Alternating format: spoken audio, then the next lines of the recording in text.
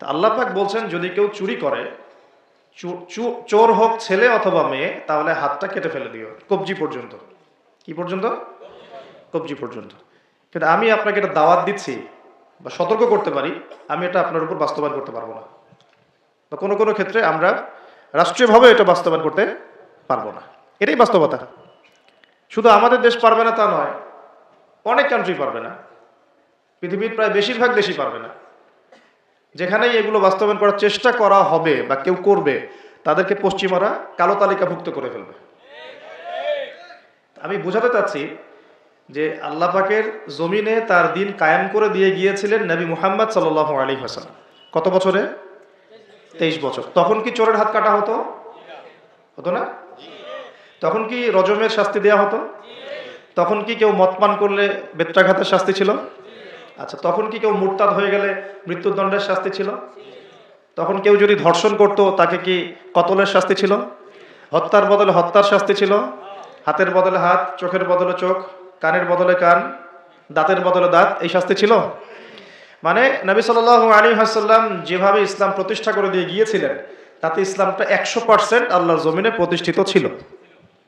এবং ওই বেস বা ওই ফাউন্ডেশনের উপর দাঁড়িয়ে আরো 2.5 বছর এই বিশ্ব শাসন করেছেন আবু বকর সিদ্দিক রাদিয়াল্লাহু আনহু, যিনি ইসলামের প্রথম খলিফা। ইসলামের প্রথম খলিফা। খলিফা শব্দটা আমরা কি পরিচিত? খলিফা মানে কি? আচ্ছা, এখানে একটু বুঝেন। আল্লাহ রাব্বুল আলামিন কোরআনে 2 জায়গায় খলিফার কথা বলেছেন। কয় জায়গায়? ভাই আমি স্টাডি করেই বলছি। কয় জায়গায়? 2 জায়গায়।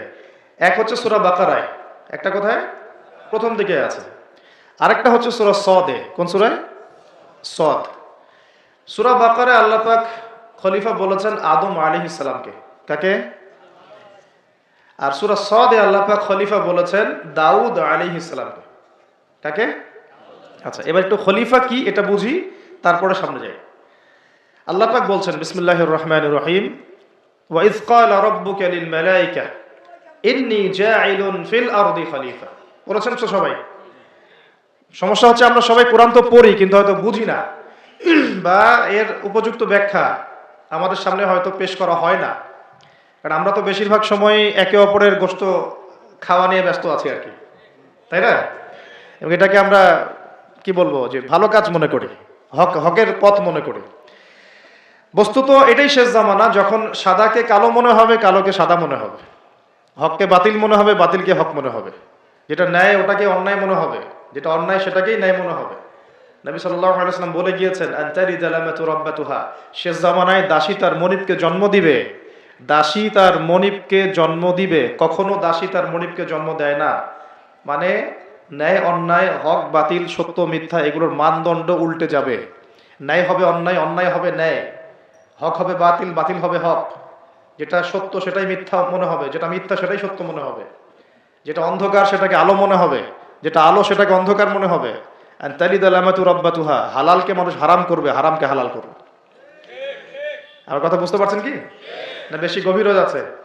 আমি সহজ করার চেষ্টা করছি। এখন আসেন আল্লাহ পাক বলছেন ওয়াইজ ক্বালা রাব্বুকা লিল মালায়েকা, হে নবী মুহাম্মদ বলেন সাল্লাল্লাহু আলাইহি ওয়াসাল্লাম, স্মরণ করেন সেই সময়ের কথা। আল্লাহ নবীকে বলা হচ্ছে স্মরণ করেন সেই সময়ের কথা, মানে মহাবিশ্বের লক্ষ লক্ষ বছর আগে, হয়তো কোটি কোটি বছর আগে।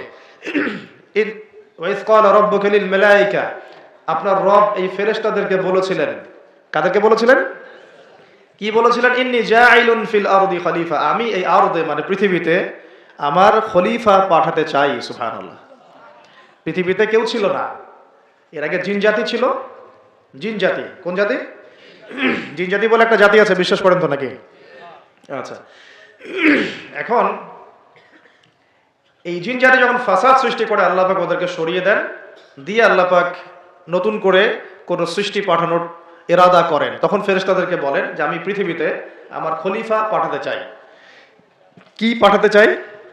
শব্দটা আবার বলেন। খলিফা। আচ্ছা, এবার আসে তো ফেরেশতারা বলেন আতাজআলু ফিহা, আপনি কি এমন কাউকে সেখানে পাঠাতে চাচ্ছেন মাইয়ুফসিদু ফিহা, যে পৃথিবীতে গিয়ে ফাসাদ সৃষ্টি করবে, দাঙ্গা হাঙ্গামা ফাসাদ সৃষ্টি করবে, ওয়া ইয়াসফিকুদ দিমা, এবং একে অপরের রক্ত ঝরাবে, রক্তপাত ঘটাবে।